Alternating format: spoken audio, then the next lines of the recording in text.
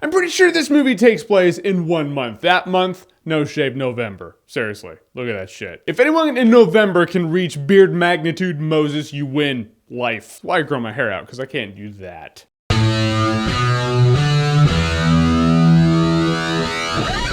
Exodus, Gods and Kings. So Exodus, Gods and Kings is a telling of the story of Exodus. You know, Moses and Pharaoh let my people go, plagues of Egypt, parting of the Red Sea, more beards, you know, you've heard it, you get it. In this movie, Christian Bale plays Moses and Joel Edgerton or Edgerton, I've heard both.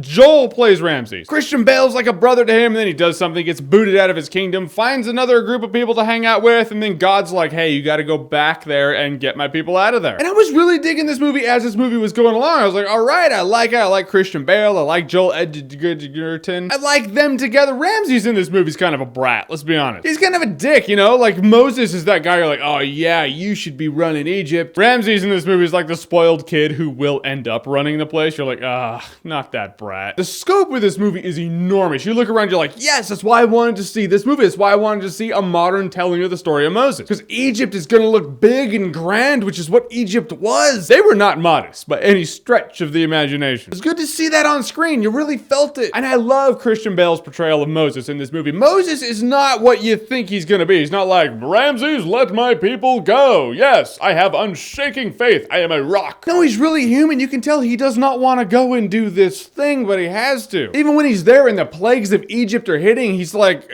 can we stop? Like, good people are in the crossfires. This is kind of a dick move. Don't do this. I like the fact that he's not just black or white. He's in that shade of gray where a lot of us live. And the plagues looked awesome in this movie. They tried to do that thing, like, kind of like Hilary Swank in that, well, I forgot what movie it was. There's a movie where Hilary Swank is this investigator investigating this paranormal thing. She doesn't believe in the paranormal, and she spouts out all of the plagues of Egypt scientifically, how they would have happened. And that's what this movie does. So it kind of makes it accessible. You're like, God's using science. Oh, that's cool. And I do feel like there was a wasted opportunity with Moses and Ramses. You know, like they're like brothers at the beginning of the movie, and then he goes away, and then he comes back, and he has words with them, and then really they never have a face-to-face until it's all ending. It would have been great for these two characters to have dialogue together so you can see their brotherhood just being torn in half. It would have kept you engaged in the movie more. And ultimately, the parting of the Red Sea in a movie like this is supposed to be the big send-off. First of all, boom, and the sea parts, and it's supposed to be this grand, like, oh my God, we win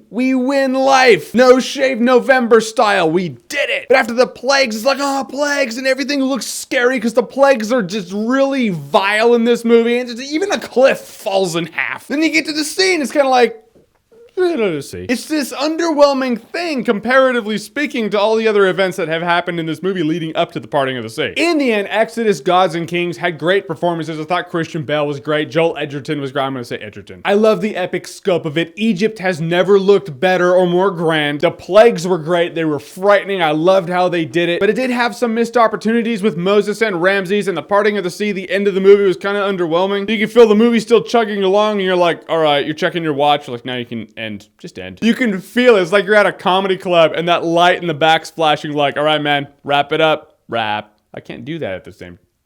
That's hard. In the end, I had a good time with it, and it was an interesting take on the Moses story. So I will say Exodus, Gods and Kings is a good time. No alcohol required. Or so Exodus, Gods and Kings. Have you seen it? What did you think about it? Like Prince of Egypt better? You did. Whatever you think, comment below. Let me know. And as always, if you like what you've seen here and you want to see more, click right here to see more.